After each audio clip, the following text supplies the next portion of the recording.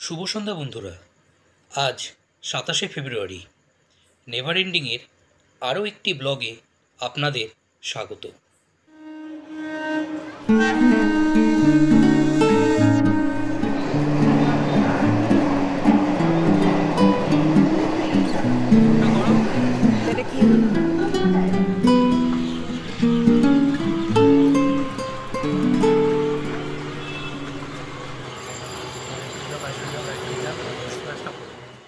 আজ আপনাদের জানাবো আমার প্রাণের শহর হালি শহরের কিছু অজানা কথা ও নবরূপে নির্মিত হালি শহর।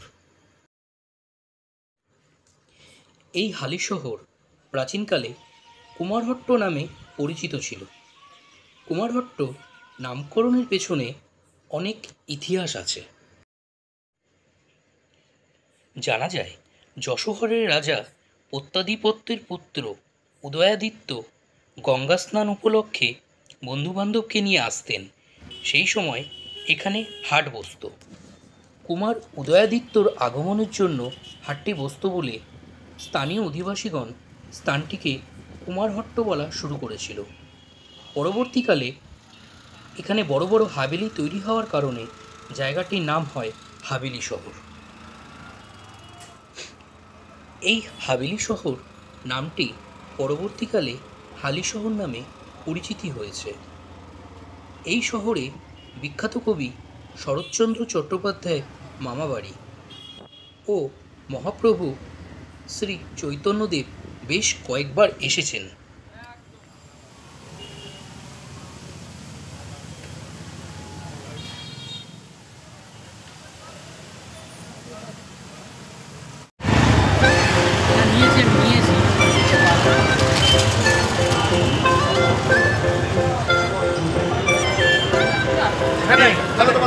এখন আমরা রয়েছি হালিশহর কেক পার্কে। চলুন আপনাদের ভেতরের দৃশ্যটা একবার আপনাদের দেখাই। আসুন।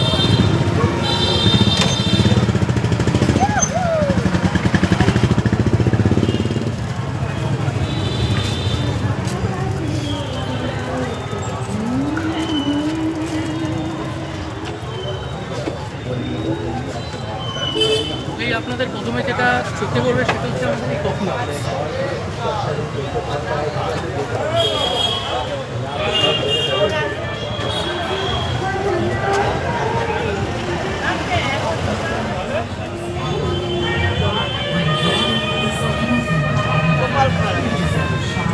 আপনাকে দেখা হয় না, বলা হবে একটু কাছে কথা বলবেন, আমি মাঝে যাবো, ওকে বলবে যে এখন একটু খারাপ কোনোভাবে কিছু করতে হবে।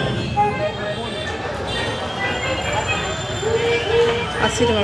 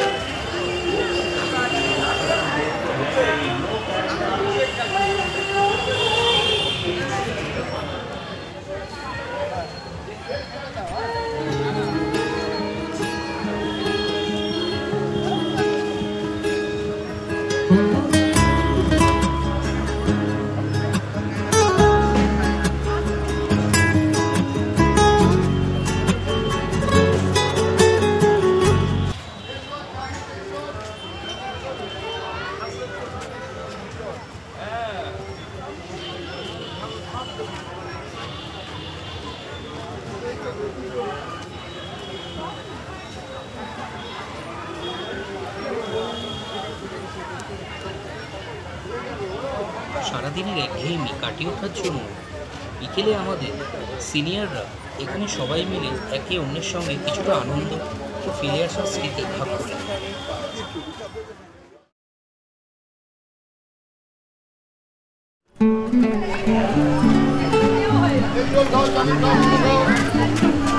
বন্ধুরা, এই গাছটি দেখতে পাচ্ছ তোমরা, এত সুন্দরভাবে হস্তশিল্পী কাজটি করেছে যা সত্যি অসাধারণ।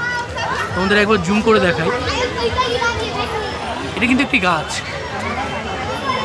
গাছের মধ্যে এত সুন্দরভাবে যেই করেছে হস্তশিল্পী, এত সুন্দর কাজটি করেছে যা এক কথায় অসাধারণ। প্যান্ডেলটা জীবনেও দেখতে পেলাম না।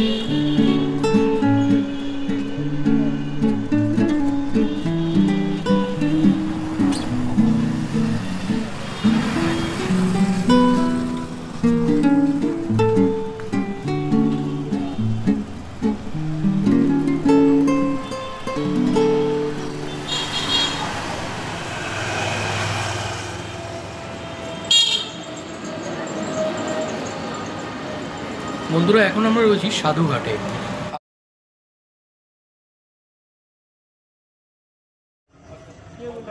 ওপারটায় পড়ে আছে আমাদের ত্রিবেণী, আর এখানে আমাদের স্বয়ং দেবাদিদেব মহাদেব। দেখুন মন্দিরটা,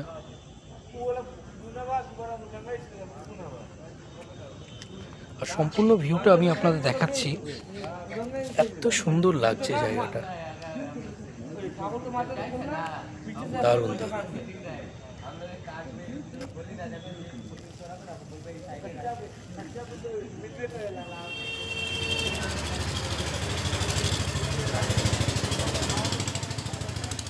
এখন আমরা রয়েছি হালিশহর ডানলপ ঘাট, যেটা ফেরিঘাট বলে পরিচিত। এখান থেকে ওপারে যাওয়ার জন্য সমস্ত ফেরি সার্ভিস এখান থেকে পাবো। তো কখন, কোন সময়, কত টাকা লাগে, কি বৃত্তান্ত, সমস্তটাই তোমাদের সঙ্গে আছে। দাও।